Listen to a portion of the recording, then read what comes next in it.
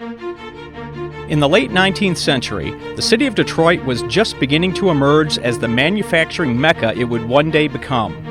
Meanwhile, on the other side of the world, anti-Jewish riots in Russia and religious restrictions in Eastern Europe prompted a flood of Jewish immigration to the United States, where revolutionary processes were hitting factory floors, and Detroit in particular could mass produce anything from stoves to steamships to cigars.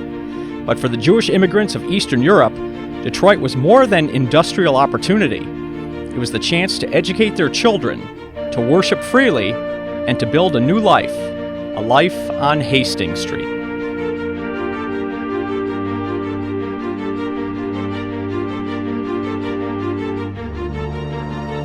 In 1880, Detroit's population had already reached 116,000, but fewer than 1,000 of those were Jews. They lived in a mostly German-speaking neighborhood known as Black Bottom, called so for the area's dark, rich soil. They assimilated quickly, embracing America's way of life, but held on to their Jewish roots by establishing congregations Bethel and Sheretz Tzedek. It was from these roots that Detroit's Jewish community began to grow. The second wave of Jewish immigrants began arriving in Detroit around the year 1880. What they left behind in Russia and Eastern Europe was a life of tyranny under the Tsars, daily violence against the Jewish community, coupled with harsh restrictions on education, employment, and marriage. They braved a difficult journey to a land unknown, seeking freedom and opportunity. They often arrived penniless, strangers in a strange land, but the Jewish community of Detroit welcomed them into the neighborhood with open arms.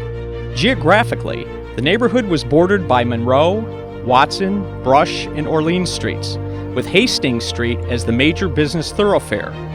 The new residents differed from their Jewish German predecessors by holding on to their old country ways. Religiously observant and traditional in customs and dress, the second wave of Jewish immigrants created a distinctive environment, a de facto ghetto brimming with striking examples of foreign customs transported to American soil. Within 2 decades, there were some 34,000 Jews in the lower Hastings area, over 3/4 of whom were Russian. Hastings Street, unpaved and ruddy, filled with synagogues, bakers, booksellers, fishmongers, picklemen, and kosher butchers, sometimes 2 on a block. It was said jokingly, if a store doesn't have tongue in the window, it must be a tailor.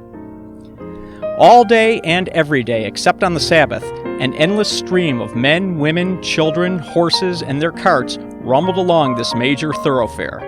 Peddlers hawked their wares while shopkeepers stood, beckoning in customers. Unlike New York and other major cities, Detroit's lower Hastings never had tenement-style housing. Instead, single-family homes lined the side streets, with generations of extended families living in close quarters.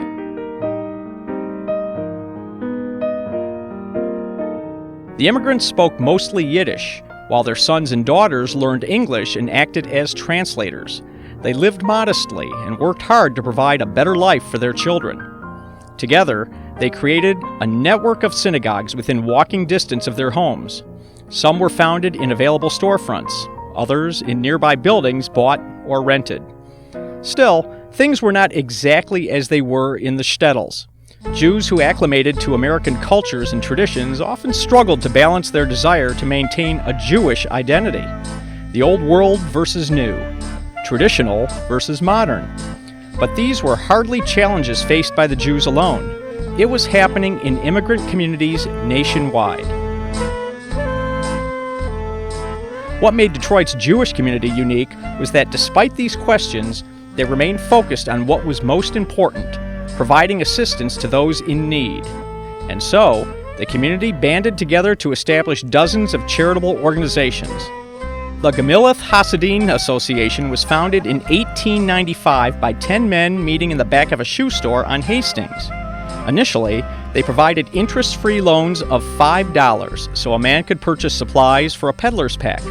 Over time, those loans expanded, and today, the organization continues to support Jewish men and women under the name Hebrew Free Loan.